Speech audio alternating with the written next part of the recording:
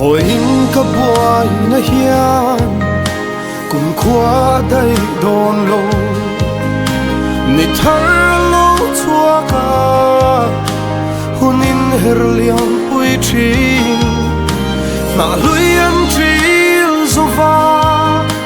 na thar lo chor ang hian tring nun po hian ra bithar akai le thin kanun chong bul ini lalpai ta kani malam hun khi thiam lo thir thui thei lo ta chu enge min hoa tun kan se phat si lo ka tun hun le ma hun po lalpa nang in nei ro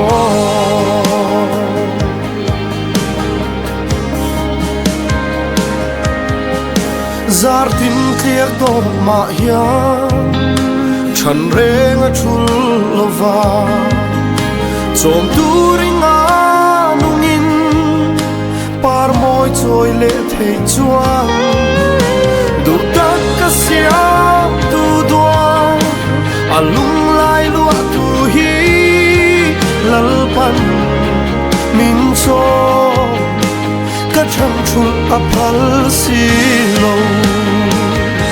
kanun chol bu ini lalpai ta kani malam hun khir thiam lo khir thui thei lo ta chu enge min hoa tun kan se phak si lo ka tun hun le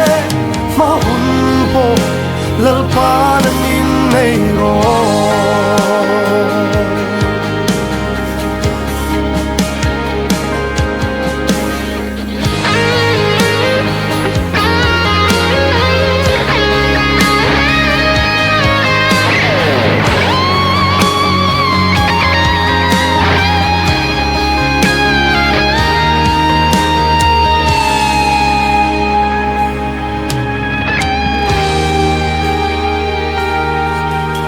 Vangai ral